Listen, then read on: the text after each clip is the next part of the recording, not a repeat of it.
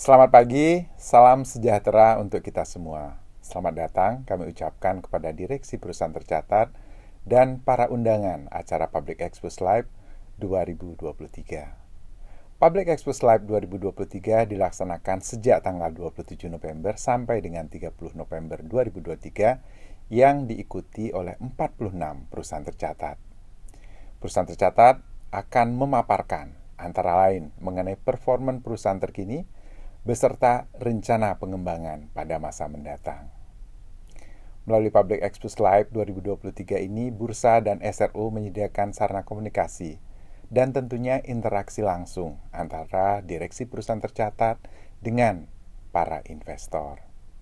Silakan menggunakan kesempatan ini untuk berinteraksi dengan manajemen perseroan sehingga Ibu dan Bapak akan mendapatkan informasi dan pemahaman yang komprehensif sebelum melakukan keputusan investasi. Mari kita mengambil keputusan investasi secara bertanggung jawab atau responsible investment decision dengan selalu mempertimbangkan informasi secara komprehensif dan bersumber dari trusted person. Melalui Public Expose Live ini diharapkan transparansi akan menghasilkan investment opportunity dan pada akhirnya menghasilkan komitmen untuk berinvestasi.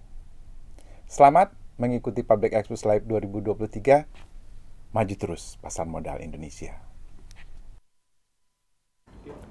Assalamualaikum warahmatullahi wabarakatuh. Selamat pagi Bapak dan Ibu, salam sejahtera dan salam sehat untuk kita semua. Terima kasih kami ucapkan atas kehadiran Bapak dan Ibu dalam kegiatan Public Expose Live 2023 dalam sesi paparan publik oleh PT Sarana Menara Nusantara Tbk. Adapun kegiatan Public Expose Live 2023 diadakan dalam rangka 46 tahun diaktifkannya kembali pasar modal Indonesia. Perkenalkan, saya David Sanoval dari Idea Channel yang akan bertindak sebagai moderator dalam paparan publik PT Sarana Menara Nusantara Tbk. Dan sebagai informasi, PT Sarana Menara Nusantara Tbk tercatat di Bursa Efek Indonesia di 8 Maret 2010 dengan kode perdagangan TOWR atau Tower, bidang usaha investasi dan jasa penunjang telekomunikasi, bergerak dalam sektor infrastruktur, subsektor telekomunikasi, subindustri jasa telekomunikasi nirkabel. Dan perlu kami ingatkan juga bahwa peserta Public Expose Live 2023 dilarang merekam dan menyebarluaskan sesi Public Expose ini tanpa izin resmi dari Bursa Efek Indonesia. Dan sebelum kita memulai paparan publik kali ini, kita saksikan terlebih dahulu company profile PT Sarana Menara Nusantara Tbk. Dunia kian terhubung satu sama lain melalui globalisasi. Di masa ini, jarak bukanlah penghalang bagi seseorang untuk bisa mendapatkan informasi terkini dari belahan dunia lain. Semua itu bisa terjadi atas kontribusi dari pesatnya perkembangan teknologi komunikasi dan informasi. PT Sarana Menara Nusantara Tbk memiliki fokus untuk melakukan investasi infrastruktur telekomunikasi. Seluruh kegiatan usaha dan operasional bisnis PT Sarana Menara Nusantara Tbk dijalankan melalui Protelindo sejak 2008. Pada tahun 2008, 99,99% saham Protelindo telah dimiliki oleh PT Sarana Menara Nusantara Tbk. Protelindo hadir sebagai badan usaha yang menyewakan menara telekomunikasi kepada para operator nirkabel di Indonesia melalui perjanjian sewa jangka panjang. Pada Oktober tahun 2021, Protelindo juga telah menyelesaikan akuisisi kepemilikan atas 94,03% saham PT Solusi Tunas Pratama Tbk atau STP. Sebagai pemilik dan operator menara independen terdepan di Indonesia pada kuartal 3 2023, Protelindo telah mengoperasikan 29.915 menara dengan 54.249 penyewa yang tersebar dari Sabang sampai Merauke, dari Miangas sampai Pulau Rote.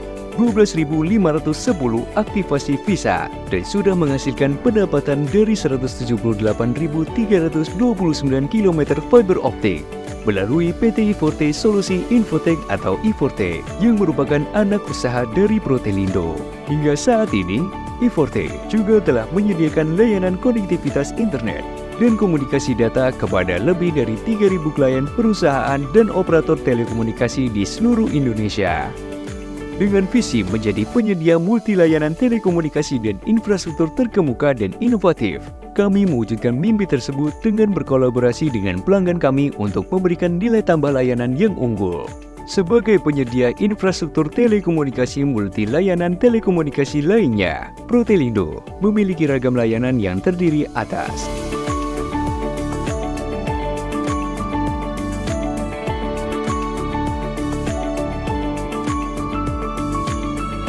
Protelindo memiliki berbagai macam keunggulan yaitu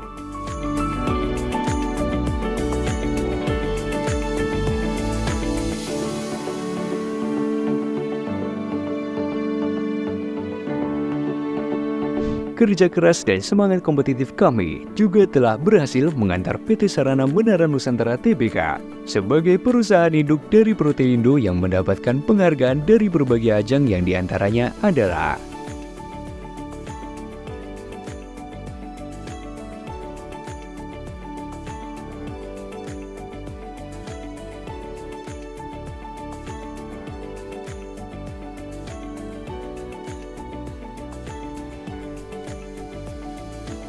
kinerja ini juga didukung dengan pemeringkatan untuk perseroan yaitu Fitch Ratings dengan peringkat BBB dengan outlook stabil. Moody's maintain Protelindo di Baa3 dengan outlook stabil. Standard & Poor's dengan peringkat BBB- dengan outlook stabil. PT Sarana Menara Nusantara Tbk, perusahaan induk dari Protelindo yang tercatat di Bursa Efek Indonesia dengan kode saham TOWR, juga telah menjadi salah satu perusahaan yang masuk ke dalam kategori saham-saham dengan nilai kapitalisasi pasar dan likuiditas saham yang signifikan dengan masuknya ke dalam indeks penting seperti IDX 30, IDX ESG Leaders, FTSE Asia Pasifik, dan MSCI Global Standard Index. Untuk kriteria environment sosial, pertama kalinya baru-baru ini MSCI atau Morgan Stanley Capital Index memberikan ESG ratings tingkat BBB. Prestasi tersebut tidak membuat kami lupa akan tanggung jawab untuk ikut berkontribusi dalam memberikan dampak positif untuk sesama. Berbagai kegiatan sosial telah sukses dijalankan terutama di masa yang memang penuh tantangan dan rintangan. Pelayanan serta dedikasi ini tidak akan bisa diraih apabila Protelindo tidak didukung oleh SDM yang profesional dan berorientasi pada pemanfaatan dunia digital serta teknologi. Dengan mengutamakan 4 pilar sebagai kegiatan kami dalam melakukan kegiatan sosial yaitu pendidikan, bantuan penanggulangan bencana alam, konservasi alam, kesehatan. Melalui tenaga ahli kami, Protelindo akan terus berkomitmen dan menjadi pionir di bidang penyediaan infrastruktur telekomunikasi dan multilayanan telekomunikasi lainnya untuk kemajuan dan perkembangan dunia telekomunikasi di Indonesia, dan ini merupakan bentuk bakti kami untuk negeri.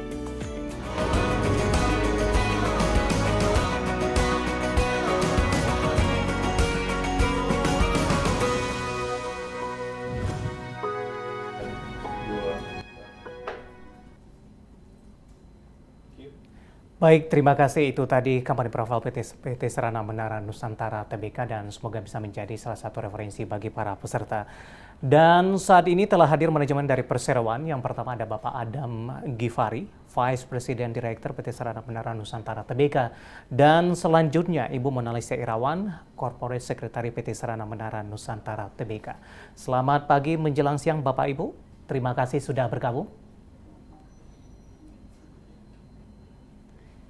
Baik, dan sebelum memulai acara, saya akan sampaikan informasi terlebih dahulu. Bagi para peserta yang ingin bertanya, kami persilakan melalui kolom chat di aplikasi Zoom yang nanti akan dibahas di sesi tanya-jawab. Dan agenda selanjutnya adalah pemaparan publik yang akan disampaikan oleh manajemen PT Sarana Menara Nusantara Tbk. Kepada Bapak Ibu, kami persilakan waktu dan tempat. Terima kasih Mas David, terima kasih Bursa Efek Indonesia atas kesempatan yang diberikan kepada kami, Sarana Menara Nusantara Tbk atau kode saham TOWR, untuk melaksanakan Public Expose tahunan hari ini secara online. Saya mulai dengan menyampaikan paparan mengenai profil perusahaan dan juga hasil kinerja sampai kuartal 3 tahun 2023 hari ini. Bisa mohon dimulai slide-nya.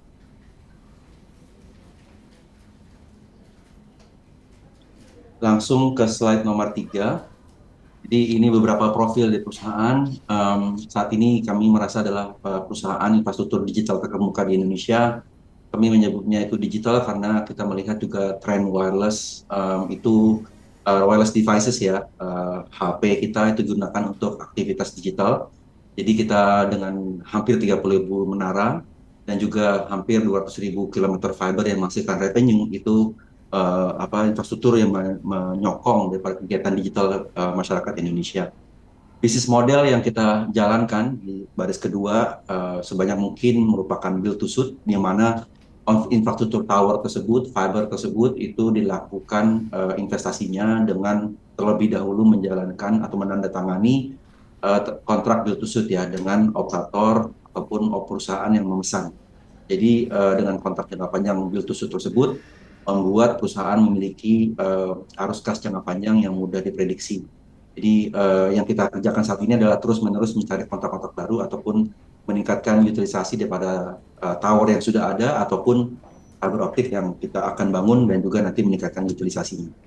Di poin ketiga di paling kiri bawah itu kita berhasil sejauh ini mempertahankan peringkat investment grade dari S&P dan Fitch. Dari Fitch Indonesia kita juga punya rating AAA dan ketiga-tiganya punya outlook yang stable. Jadi kita punya triple B minus dari S&P, triple B flat dari Fitch, dan juga triple A dari Fitch Indonesia. Dan ini membuat kondisi perusahaan terbantukan untuk capital raising ataupun pendanaan bisnis ini yang cukup padat modal. Lalu di kanan atas kinerja yang berkelanjutan, ada pertumbuhan CAGR 5 tahun terakhir sekitar dan EBITDA ya sekitar 13-14%, return on investment dan juga return on equity sekitar hampir 9% dan juga 22%.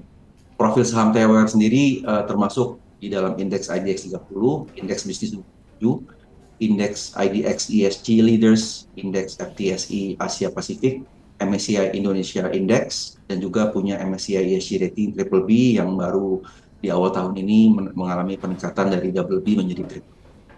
Mohon bisa slide berikutnya. Jadi secara singkat Perserawan 2008 didirikan di Kudus, Jawa Tengah. Jadi kegiatan perusahaan diawali dengan mengakuisisi 99,99% saham Protelindo. Lalu dari 2010 sampai 2022 kami secara akumulatif membangun terus menara build to suit ya dan menambah colocation. Lalu poin nomor 2, beberapa transaksi akuisisi menara kita jalankan dari beberapa operator telekomunikasi seperti Hutchison, Indosat, dan XL, serta beberapa pemilik menara lainnya. Lalu di Juli 2015 kita melakukan akuisisi perusahaan non-tower, ya infrastruktur lainnya, itu I4T Solusi Infotech atau disebut dengan I4T. Lalu di Oktober 2021 kita melakukan akuisisi 94% dari STP. Lalu di Januari tahun berikutnya di 2022 kita melakukan mandatory tender offer atas akuisisi mayoritas saham STP tersebut. Lalu di 31 Desember 2022 kita punya mengoperasikan 28.700 menara dengan 54.000 penyewa menara, lalu mengoperasikan 70.000 km jaringan tower fiber, memiliki lebih dari 12.600 aktivasi VSAT antara lain.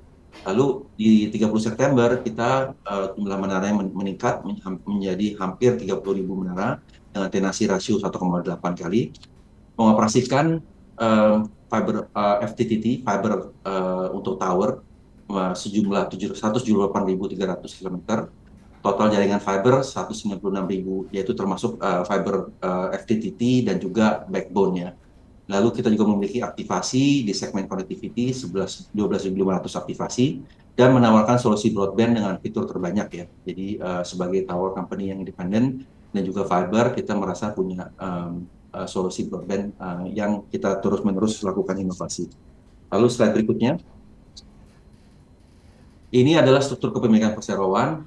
Di paling atas ada CJS TIMG yang artinya ada PT Catur Guwiratna Sumapala dan Tricipta Mandala Gumilang. Lalu keduanya memiliki saham SAI, Sabta Adhikari Investama, yang mana SAI memiliki 54,4%, saham SMN, lalu ada publik hampir 43,2%, lalu ada treasury shares yaitu sekitar 2,38%, termasuk di dalamnya beberapa saham yang sudah dialokasikan untuk Microsoft. Di bawahnya SMN sendiri ada Protelindo, di bawahnya Protelindo ada I-Forte, ada KIN, dan juga ada STP. Di dalamnya perusahaan yang mana beberapa macam itu adalah Protelindo yang khusus untuk tower, dengan anak usaha KIN dan STP, lalu I-Forte adalah yang non-tower. Next slide. Slide ini meringkas beberapa strategi kita untuk sustainability dan juga ESG factor. Pertama adalah capital management. Kita mengutamakan akses kita kepada funding yang efisien, yang low cost, karena kita nature daripada bisnisnya adalah capital intensif. Kita punya sources, ada liquidity, itu setara dengan $750 juta atau kurang lebih sekitar 11 triliun per September 2023. Lalu investment grade ratings juga kita pertahankan, jadi itu merupakan inline dengan biasanya perusahaan tower yang besar secara global itu punya rating investment grade. Lalu di box nomor 2 adalah kita terus menjalankan low risk business, yang mana kita menjalankan menginvestasi ataupun operasional daripada aset-aset digital infrastructure yang kami percayai itu sulit untuk digantikan, jadi dan punya kontrak jangka panjang yang juga sulit untuk dibatalkan. Lalu dan itu membuat kita punya cash flow ke depannya yang mudah diprediksi. Lalu nomor 3, kita juga sangat conscious mengenai ESG. Secara umum kita punya carbon footprint ya yang kecil karena kita memiliki menara, equipment itu yang ditempatkan di menara itu dimiliki oleh operator. Lalu mereka masing-masing bertanggung jawab kepada PLN. Tentu saja kita tidak berhenti di situ saja, di mana kita akan terus mencari di mana kita bisa lebih memiliki kontribusi untuk energi bersih ke depannya. Kami percaya juga di box nomor 3, poin ketiga itu adalah tower dan fiber itu penting untuk mengurangi digital gap ya. Kita bisa tahu bahwa handphone yang kita gunakan udah memiliki multifungsi, bukan cuma hanya untuk bicara secara voice ataupun SMS, tapi juga untuk transaksi, Zoom meetings, streaming video dan seterusnya. Jadi kami terus memiliki niat untuk berinvestasi, menyokong industri ini terus tumbuh dan memiliki layanan yang baik. Lalu nomor 4, industri struktur industri yang menarik karena terjadi konsolidasi, lalu ada opportunity untuk melakukan akuisisi dengan beberapa pemain yang secara lebih terfragment ya, karena yang besar-besar udah bisa dibilang sudah terjadi konsolidasi sebelumnya. Lalu nomor 5, kita percaya bahwa kita punya unique position dalam hal aset yang kita miliki, yaitu pertama contracted revenue yang kita miliki jangka panjang itu senilai hampir 68 triliun, merupakan salah satu yang terbesar di pasar. Lalu poin nomor 2, kita punya valuation yang menarik ya. Barangkali bisa dilihat oleh teman-teman bagaimana sarana TWR dibandingkan sama tower company di manapun juga. Dan kita terus melakukan konsolidasi internal ataupun eksternal, dan kita menilai bahwa terus-menerus hasil effort ini menghasilkan kinerja yang cukup memuaskan sejauh ini. Lalu nomor 6, dengan struktur kita merupakan infrastruktur provider yang efisien, kita memiliki EBITDA dan AFFO pertumbuhan 14% dan 13,8% dengan return on equity-nya 22,8% di 2022. Lalu di kedepannya kita akan yang box nomor A itu terus menginvestasikan free cash flow kita dan terus mencari akses pendanaan yang efisien. Kami percaya Indonesia masih di tengah-tengah siklus 4G. Saya rasa Indonesia akan menuju ke 5G juga, seiring dengan teknologi yang lebih tinggi kecepatannya, memudahkan untuk offload data yang lebih cepat dan lebih memuaskan. Dan itu saya rasa merupakan salah satu upside ke depannya. Lalu nomor 3 juga tidak kalah pentingnya, kami melihat ada kemungkinannya dan juga tren ya bahwa operator telekomunikasi, baik itu pun wireless ataupun dengan menggunakan kabel, terus-menerus membutuhkan scope of work yang lebih detail lagi, lebih lebar lagi dari perusahaan infrastruktur digital seperti kami, termasuk diantaranya ada baterai ataupun service gitu kan. Jadi kami percaya hal-hal seperti itu terbuka untuk kami lakukan.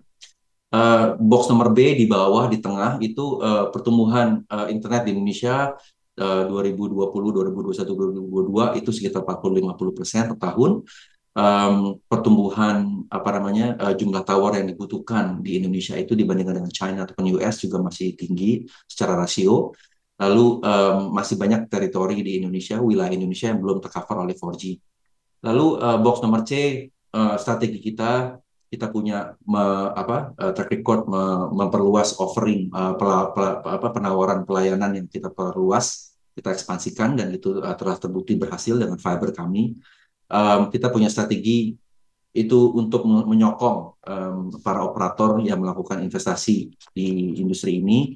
Apa yang mereka butuhkan, kita akan lakukan sebaik mungkin apa yang kita bisa support.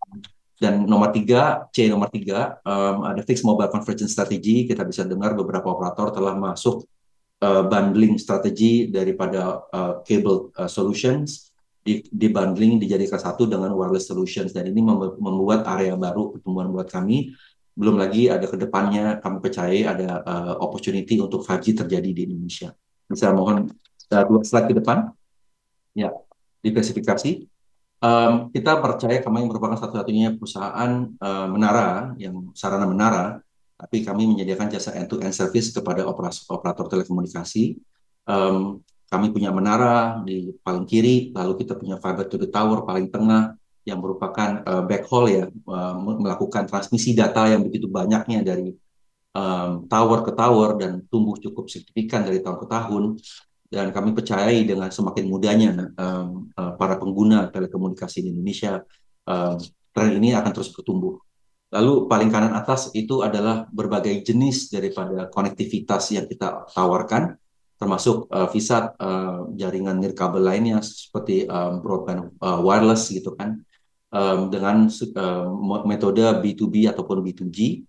Saat ini punya 12.500 aktivasi. Kita punya FTTH yang kita baru canangkan sejak 2022.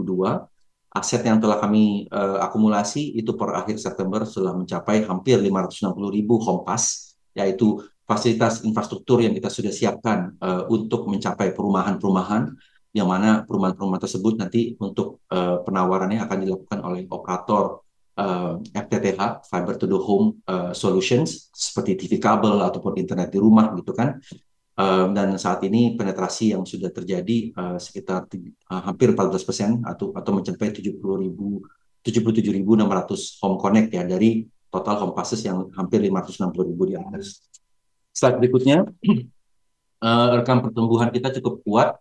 Dari 2007 kami memulai bisnis ini, lalu IPO di 2010. Ada beberapa goyangan-goyangan ataupun bisa diingat teman-teman, ada quantitative tightening di Amerika di 2015, ada COVID 2020 gitu kan. Kami cenderung tumbuh dengan tower kami. Lalu ada konsolidasi besar di operator telekomunikasi yang namanya Indosat Hutchison. Kami melakukan secara positif kontribusi kami, yaitu melakukan relocation, dan ini menyebabkan adanya stabilitas ya, atau tidak tumbuh dulu sementara ini jumlah tower ataupun tenancy, karena apapun yang kita bangun untuk Indosat Hutchison yang operator terbesar kedua di Indonesia itu merupakan untuk fungsi daripada relocation, daripada kontrak yang sudah ditandatangani jangka panjang. Jadi kami tidak memiliki kehilangan atas kontrak yang jangka panjang yang tersisa, tapi kami melakukan relocation bekerjasama dengan operator telekomunikasi seperti Indosat Hutchison. Dan itu membuat kami memiliki lokasi-lokasi baru yang kami percayai dapat bermanfaat bagi perusahaan dan pemilik saham di masa depan.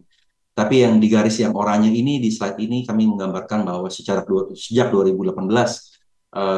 perusahaan E-Forte yang kita akuisisi mengontribusi secara signifikan pertumbuhan dari sisi non-tower, yaitu bisa dilihat di tabel yang bawah ini ada aktivitas fiber to the tower kilometer yang terus meningkat dari hanya 2.000 km di 2018 menjadi 178.000 di kilometer yang menghasilkan revenue fiber optiknya itu di third quarter 2023. Number of activations-nya itu dari 5.600, itu tumbuh lebih dari 2 kali lipat dalam kurun waktu 5 tahun kurang lebih, menjadi 12.500. 2 slide ke depan.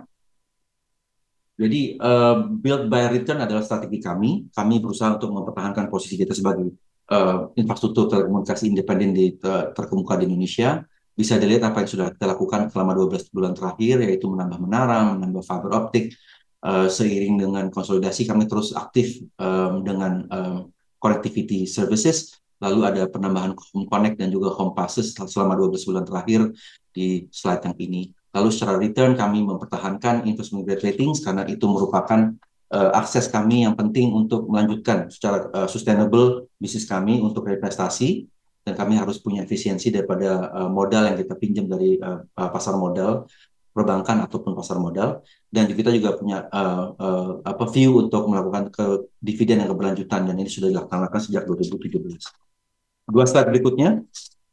Pertumbuhan infrastruktur adalah secara menara kita menambah 207 tower. Sudah disampaikan tadi bahwa seiring dengan aktivitas daripada konsolidasi operator, kami banyak melakukan relocation, dan ini net 207 ini berarti bukan relocation, jadi secara organik pertumbuhan dari tempat yang lain.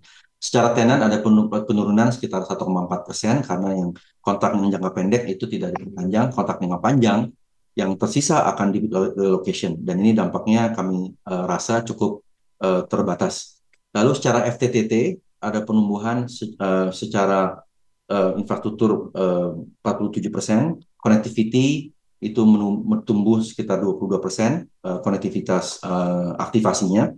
FTTH tumbuh dari 6.600 menjadi 77.600 secara signifikan. Bisnis ini kami baru mulai tahun 2022 yang lalu, jadi kami baru mulai melihat menggeliatnya jumlah aset ini di sini.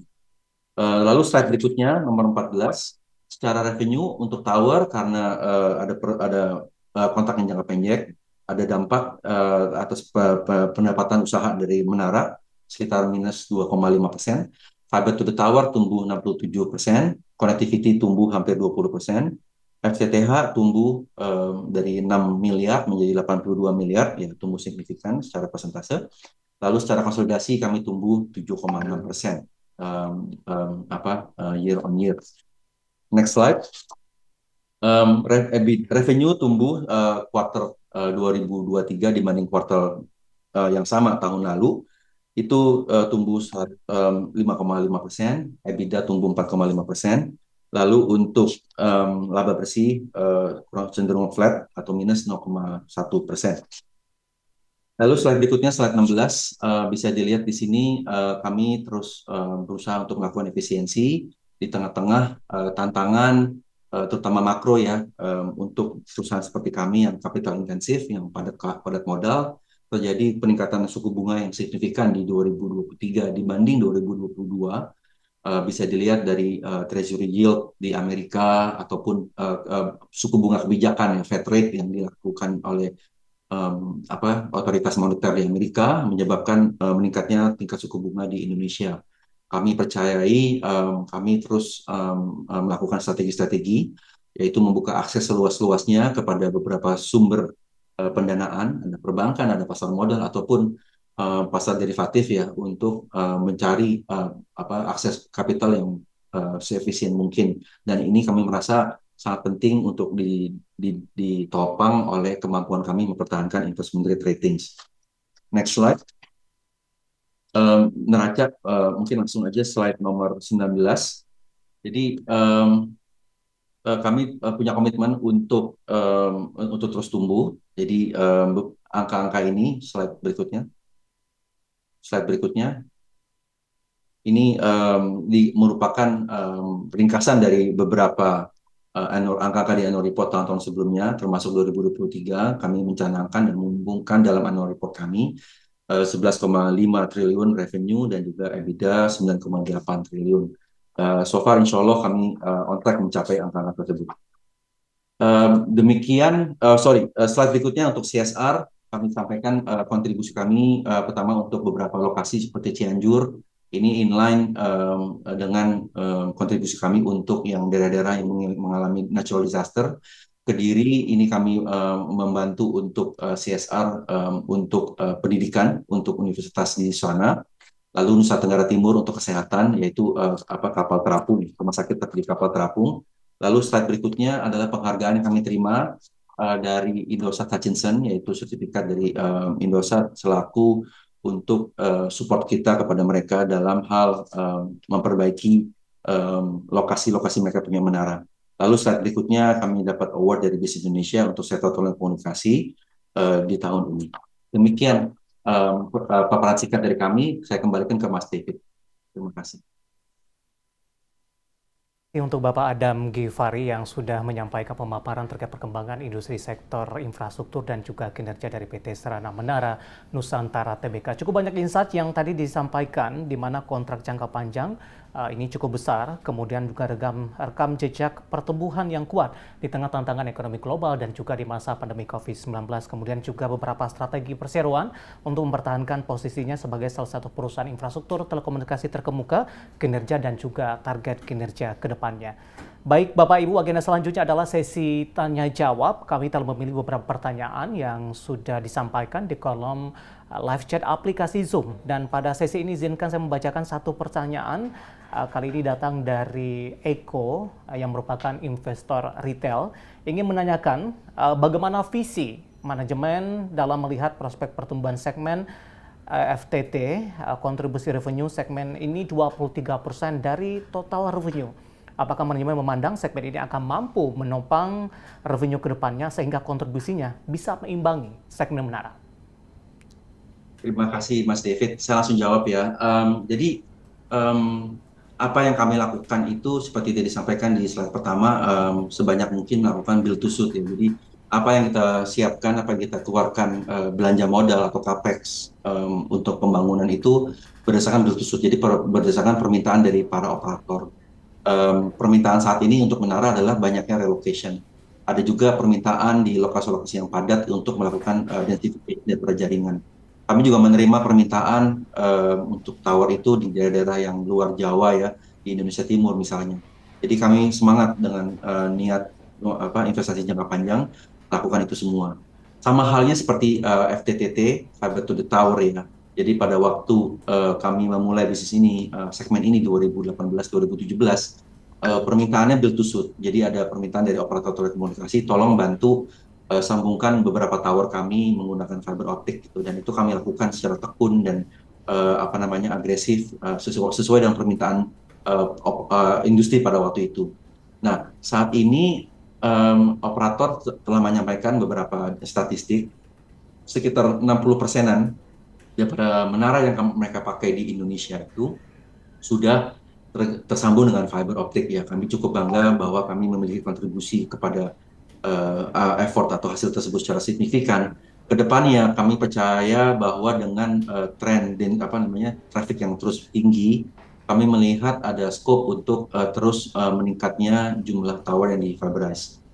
Jumlahnya berapa itu kami harus menunggu, harus bekerja sama karena beberapa operator memilih untuk lokasi-lokasi baru itu sekitar 60% daripada tower yang baru itu biasanya diminta untuk fiberisasi, tapi tidak langsung 100% gitu. Jadi ini untuk menjawab pertanyaan Pak Eko. Jadi kami percaya bahwa ini ada satu segmen, nanti juga ada FTT. Jadi semuanya build to suit gitu, Eko. Oke, kontribusinya akan bisa mengimbangi segmen menara nanti Pak, untuk kedepannya terkait juga dengan prospek mungkin? Terima kasih. Jadi sejauh ini pertumbuhan untuk menara itu kalau kita lihat rata-rata 5 tahun terakhir CAGR ya, pertumbuhan majemuk itu sekitar 8%. Pertumbuhan untuk fiber non-tower itu di atas 10-20%. Jadi pertanyaan Pak Eko secara singkat saya jawab, rasa-rasanya non-tower segmen itu bisa tumbuh lebih cepat saat ini dibandingkan tower. Baik. Kita beralih ke pertanyaan selanjutnya. Kali ini datang pertanyaan, saya akan coba cek ini, Anonymous Attende. Terima kasih juga sudah bergabung dan mengajukan pertanyaan. Ini lebih ke arah fundamental sekali ini, Pak Adam. Apa perbedaan dari FTTT dan FTTH dan bagaimana outlook ke depan terkait kebutuhan FTTH? Terima kasih Pak David. Jadi FTTT kepanjangannya adalah Fiber to the Tower. Ini adalah istilah yang kita buat kayak beberapa kuartal yang lalu dalam penyampaian kami kepada investor. FTTH adalah Fiber to the Home. Jadi sesuai dengan namanya, fiber yang dalam segmen FTTT itu kami bangun untuk menghubungkan antar tower. Jadi data traffic yang sampai dari HP kita ke equipment di tower itu ditransmisikan menggunakan fiber ke tower berikutnya. Dan itu terus sampai ke network operating center yang dimiliki oleh operator gitu. Nah, FTTH ini adalah mencapai bantuan kami dalam bentuk infrastruktur yang disewakan itu untuk operator FTTH mencapai lokasi-lokasi perumahan yang mereka mau layani. Jadi FTTH. Jadi bentuk topologi daripada jaringan fiber sendiri akan berbeda seperti itu. Tapi secara umum kami tetap fiber ini kami bangun dengan menggunakan build to suit. Jadi kami keluar capex belanja modal dengan gantinya dapat kontrak sewa 10 tahun atau lebih gitu dari operator yang menyewa tersebut. Kemudian. Baik, untuk pertanyaan selanjutnya, kali ini tidak menyebutkan nama dan lokasi, ini menanyakan apakah mergernya perusahaan telekomunikasi menjadi sentimen buruk untuk tower dan perusahaan menara telco secara keseluruhan? Silakan Pak Adam. Kami berada dalam ekosistem industri telekomunikasi. Jadi kalau kita ingat 10-15 tahun yang lalu di Indonesia ada 10 bahkan lebih mungkin ya operator telekomunikasi, dan angka tersebut telah berkurang sekarang menjadi 4 ya badan hukumnya. Kalau kami lihat sih sebenarnya konsolidasi tersebut merupakan perubahan industri yang disupport, yang disokong oleh pemerintah juga, karena kerangka hukumnya cukup jelas gitu, apa yang terjadi, apa yang akan dimintakan oleh dari para pihak yang berkonsolidasi gitu. Jadi dengan konsolidasi ini bisa lihat operator itu makin sehat, mereka jadi lebih fokus kepada memperbaiki daripada kualitas jaringan. Jadi bukan menggunakan strategi utama yaitu perang harga, tapi meningkatkan kualitas ya. Jadi kami melihat itu adalah tren yang medium to long term positif, dan kami bagian dari itu gitu. Jadi konsolidasi ini adalah jumlah revenue yang di industri ini tumbuh dengan normal, tapi jumlah pemainnya menjadi lebih efisien gitu. Dari yang dulu lebih dari 10 sekarang menjadi 4, dan kami melayani 4 konsumen ini, yaitu operator telekomunikasi, dan tentu saja kami mendapat benefit ya. Benar seperti itu sih. Baik, tapi Anda melihat untuk kedepannya Pak Adam, dengan adanya konsolidasi ini secara keseluruhan lebih banyak dari sisi dampak positifnya tidak Pak? Iya, kami lihat karena kalau bisa dilihat kan banyak yang bilang bahwa di Indonesia tuh harga jasa telekomunikasi yang didapatkan per user itu tidak terlampau mahal, bahkan mungkin termasuk yang murah ya dibandingkan yang lain gitu. Jadi yang kami lihat industri ini kalau terjadi konsolidasi itu merupakan hal yang positif bagi konsumen itu sendiri gitu kan, karena kami lihat jaringan yang bisa diinvestasikan lebih banyak gitu kan. Dan itu berdampak kepada kami juga gitu, meskipun memang butuh waktu untuk terjadi transisi lah dari beberapa operator, lokasinya yang duplikasi kita harus relocation, seperti terlihat di slide-slide kami sebelumnya. Baik, selanjutnya pertanyaan kali ini juga tidak menyebutkan nama dan lokasi, Pak Adam. Bagaimana rencana belanja modal dan deep level maintenance secara jangka panjang? Silakan Pak. Iya, jadi untuk tahun ini 2023 ya, kami memperkirakan sekitar 5-6 triliun belanja modal kami. Lalu untuk 2024 kami sedang menyusun rencana kerja anggaran, bagaimana kita mengeluarkan capex kita, berapa pendapatannya, dan seterusnya gitu. Dan itu kami sedang siapkan sesuai dengan ketentuan, kami akan sampaikan secara publik nanti, termasuk di annual report nanti. Demikian mesti. Baik, tapi secara garis besar Pak Adam, apakah rencana belanja modal nantinya akan lebih besar dibandingkan dengan tahun 2023 untuk 2024 nanti? Saya belum punya angkanya, tapi secara umum kelihatannya capex masih tetap cukup signifikan ya dari pendapatan atau free cash flow perusahaan, karena kebutuhan relocation masih ada, untuk kebutuhan untuk fiber juga masih banyak, meskipun saya nggak punya angkanya, secara garis umum seperti itu Mas Dev. Baik, terima kasih Pak Adam, dan tampaknya jawaban tadi sekaligus mengakhiri dari sesi chat tanya jawab kita untuk kali ini. Dan sebenarnya masih banyak pertanyaan, tapi waktu kita cukup terbatas, dan kami mengucapkan terima kasih atas pertanyaan yang telah disampaikan oleh para peserta.